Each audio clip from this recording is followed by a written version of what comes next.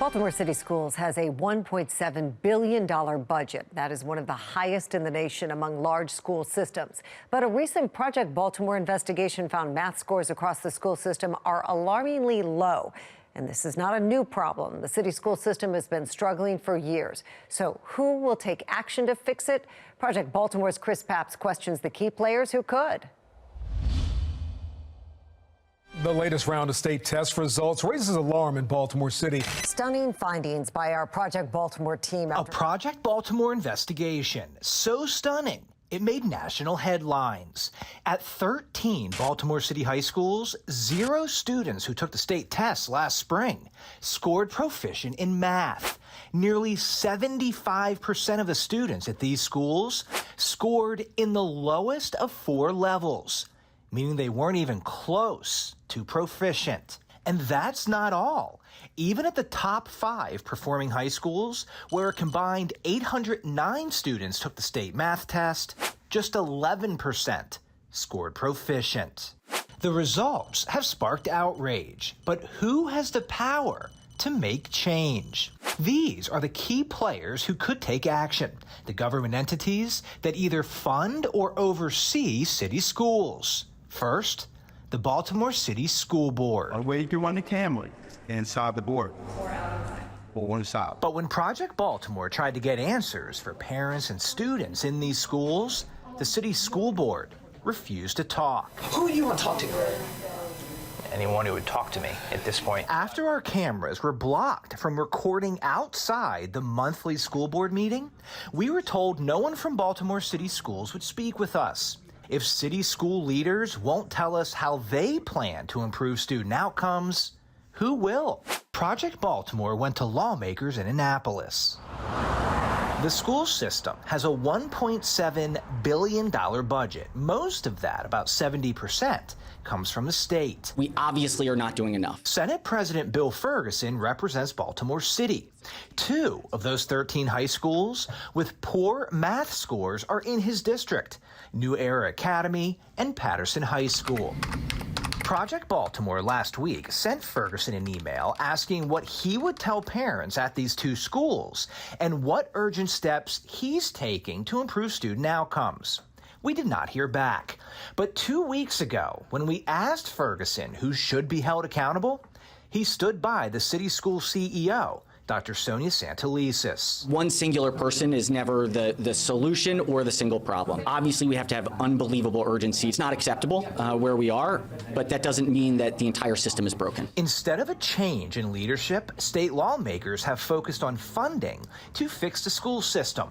Over the next 8 years, Maryland will invest $30 billion additional tax dollars into public education as part of the blueprint for Maryland's future, also known as the Kirwan Plan. Governor Wes Moore is a strong supporter of Kirwan. Earlier this year, he cut funding to a scholarship program that provides low-income families opportunities to send their children to private school instead of struggling schools. He defended that decision, saying public dollars should be going to public schools.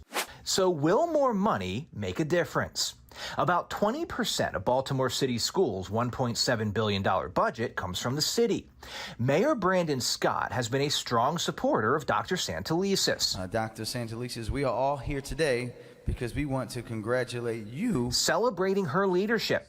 In spite of massive scandals Project Baltimore has exposed, including our investigation in 2021 into grade changing and inflated enrollment at Augusta Fells.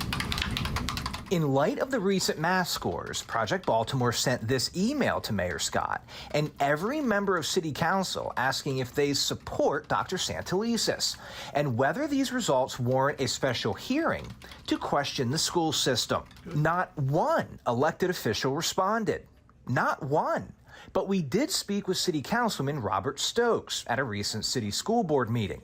We asked him who he holds accountable for 13 high schools with 0 students who tested proficient in math.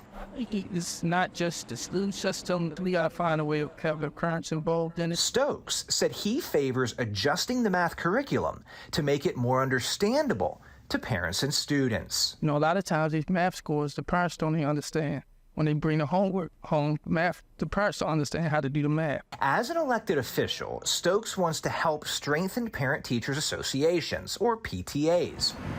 But after generations of poor student outcomes, some have argued for more drastic solutions, including state intervention.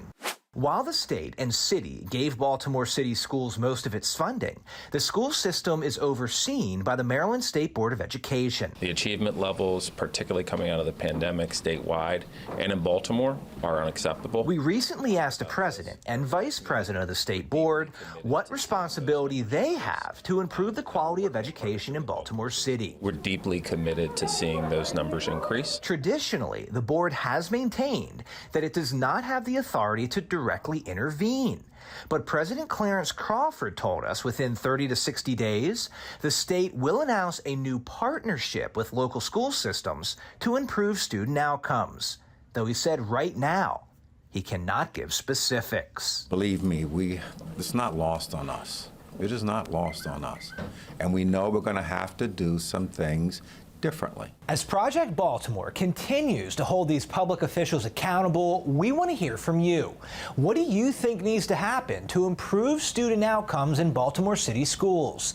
Head to our website, foxbaltimore.com, click on this story, and share your thoughts. I'm Chris Pabst. Thanks for watching. Here's another story to watch. Also, if you have a story idea, please send us a message.